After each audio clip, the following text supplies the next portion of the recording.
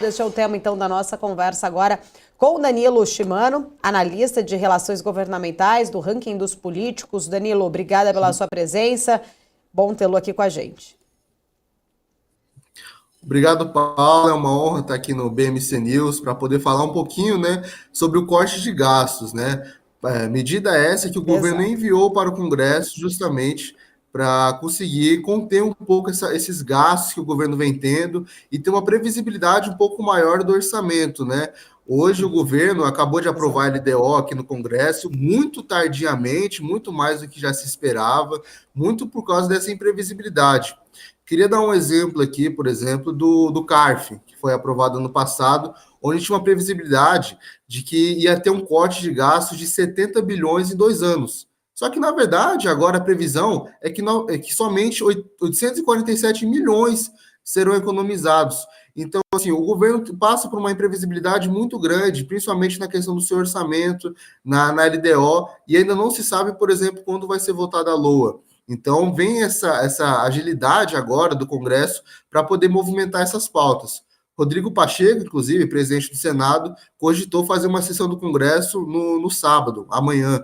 Então, o governo agora está querendo agir rapidamente para poder conter esses gastos, né?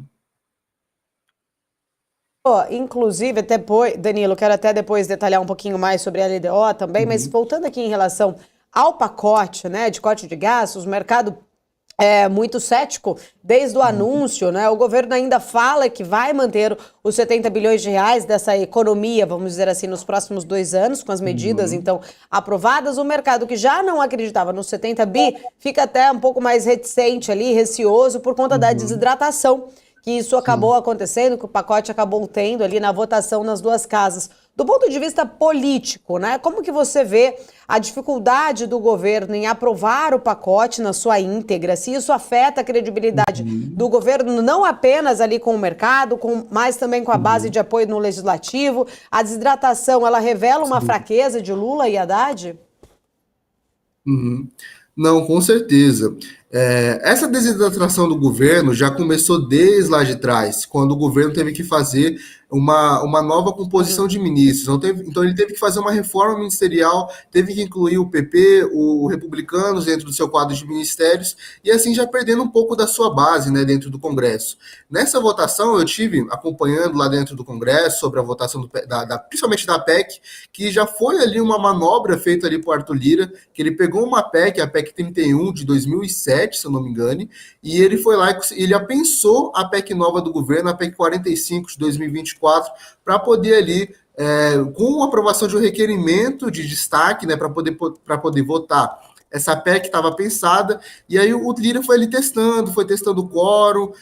Eu, que estou ali em várias e várias sessões do Congresso há muito tempo, eu não vi um quórum ali de mais de 500 deputados marcando presença, e a gente viu esse quórum chegar nesses últimos dias, acompanhando a sessão do plenário, né? Então ali o Lira foi testando o quórum, até que quando teve essa votação no destaque, o Lira viu ali, ó, faltaram 14 votos para poder aprovar uma PEC. Ele conseguiu aprovar o destaque, conseguiu ali que votasse a PEC, mas viu que não tinha votos, mesmo com um quórum muito alto, não tinha votos para poder votar uma PEC. Então o que o Lira fez? Suspendeu a sessão e decidiu voltar no outro dia.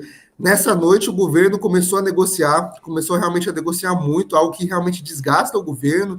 Então, cada vez mais, ele precisa trazer o centrão para dentro de seus cargos, o centrão para dentro das decisões e afasta ali as pessoas do seu governo, os partidos que apoiaram ele na eleição, para poder trazer o centrão.